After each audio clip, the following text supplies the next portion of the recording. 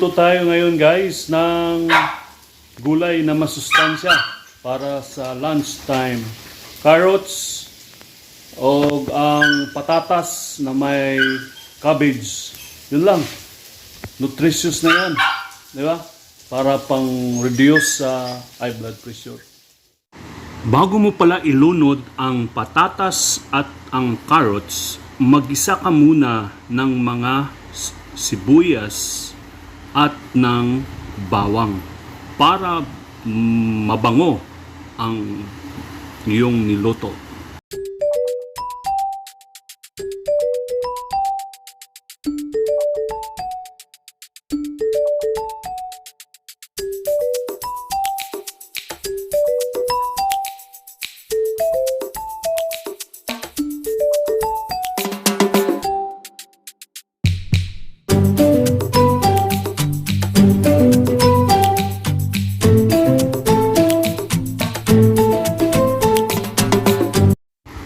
Samahan mo na rin pala ng laurel na dahon at paminta powder at lagyan mo ng kunting asin para naman magkaroon ng lasa ang mga gulay.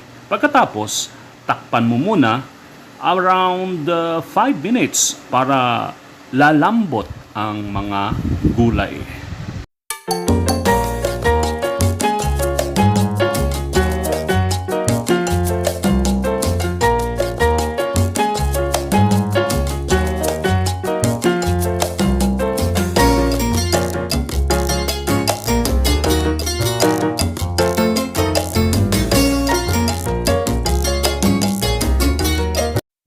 At kapag malambot na ang carrots at ang patatas, ay ihulog mo ang slice na cabbage para nang sa ganun mahalo ang tatlong gulay na ito na very nutritious. Nang sa ganun ay makakain na tayo niyan.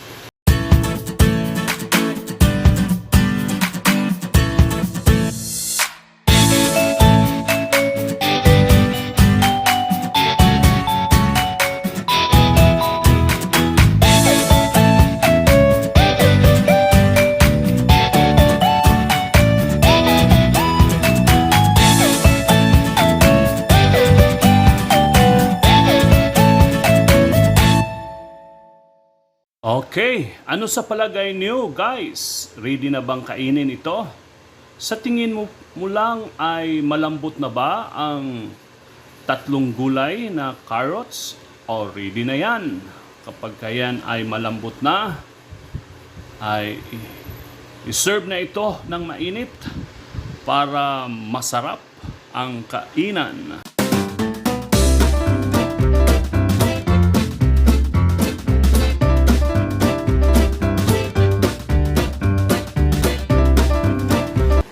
Tala, mga na ta.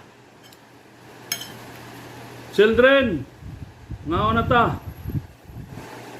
Masustansyang pagkaon. Cabbage, carrots. Very nutritious. Okay na.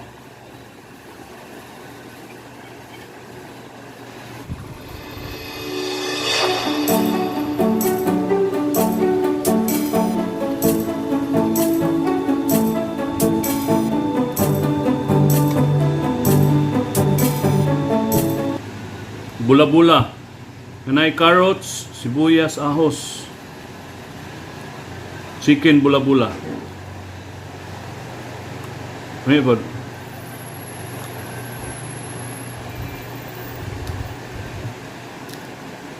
Alright.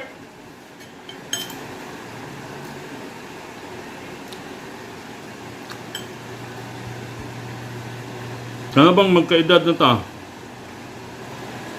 Mangita na tao pagkaon nga nutritious. Kanang pagkaon nga daghantang makuha nga vitamins, minerals para maka tabang pod sa ato ang body. Mahimo siyang medicine sa atong body sa ang atong mga pagkaon. The best medicine is kanang atong pagkaon. So piliyon lamang ang pagkaon nga makaayo o makahatag og repair sa atong mga tissues, sa atong mga cells, atong organs. Ay kaning magkaedad na, dako nag-edad, muhina kuno ang iyahang digestions. So kinahanglan ta og kanang mga leafy vegetables ug hinay-hinay na ta sa karne para dili na magka-problema. Usually, ang studies nagaingon nga sa atong pagkaon daw, kung unsa nga klase atong pagkaon, mao po'y makahatag og mga sakit, diseases, illnesses sa atong lawas. So we need also foods sa atong lawas nga kini makaayo po sa atong lawas, sa atong body. Nasa ato ang decision o sa atong choice nga pilion nato itong mga pagkaon nga daghan siyang nutrients, mga vitamins, fibers. So, we need to eat leafy vegetables, fruits, o kaning fish, omega-3, omega-9 sa isda. Kay lisod na ang kaning magkaedad ta, no? Diha na dayon ang atake sa mga lain-laing sakit nga mugawa sa atong lawas. Tungod agi sa daghang pagkaon nga na-stocks na sa atong lawas. So pila na katuig nga milabay nga bisag unsa na lang ang atong kanon nga isuksok sa ato ang lawas ug na deposit na kini. So, daghanag yung mga toxins nga nipundo sa atong lawas o mag-create na dayon ng mga sakit-sakit sa lawas. Na diha ang mga arthritis, diabetes, ang mga high blood pressure, hypertensions. So, as of now, na-realize na ko nga kinahanglan ta og foods nga maka-repair na pud sa atong lawas. So that is why we eat vegetables. Ihabit na to kini para mamaayo ang atong lawas.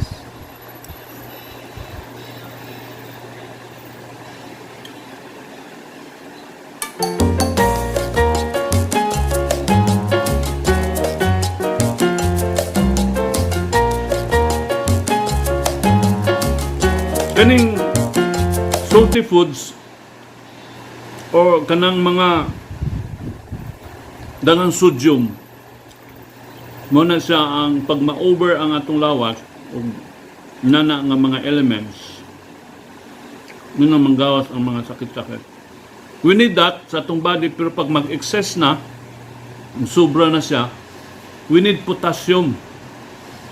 Munang foods nga rich in potassium, kaning mga saging, no? Rich in potassium. Kung uban pang mga fruits. Okay? Para kahit pa paano ay healthy pa rin ang body natin kahit na may kaedad na tayo. Tama ba? I hope makatabang kini nga video.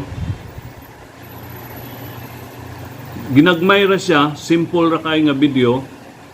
I hope pag ma-apply na to kini sa ato ang lifestyle na to, I believe makatabang gayud kinig dako. So, i-try na to, wala namang mawawala kung i-try lang na to ang kani nga mga ako ang realization, kini ako ang mga naobserbahan, kini ako ang nakatunan sa mga nilabay nga mga katuigan sa akong life. I am already 55 years old. So daghan na gyud kaayong mga sakit-sakit nga akong nabati sa akong lawas. So that is why I have to choose quality foods. Not a quantity food but a quality foods nga makaayo sa lawas. So nais ko itong i-video para sa ganun in some other way ay maka-help, makatabang sa mga sama na kong edad, no? Sama na kong edad na karon nga naana nagtungtong na sa mga 50s. Dati when I was in 26 years old, 20s, nadunggan na nako ang mga words nga mugawas kuno ang mga sakit when you age at 40s.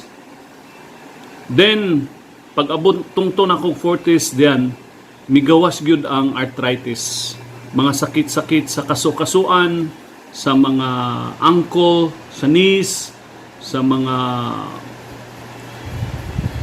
kaning sakit sa fingers, kulumagko.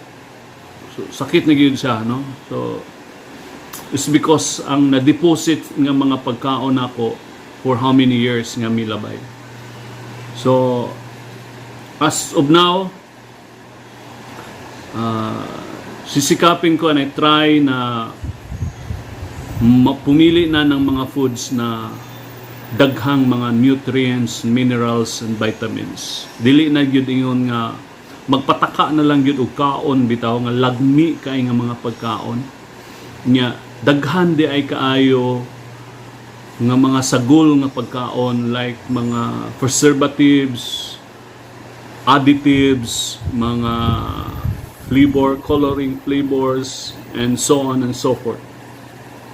Nga mooy naka-create, nakahimo sa lawas nga mahimong daghang sakit nga mugawas.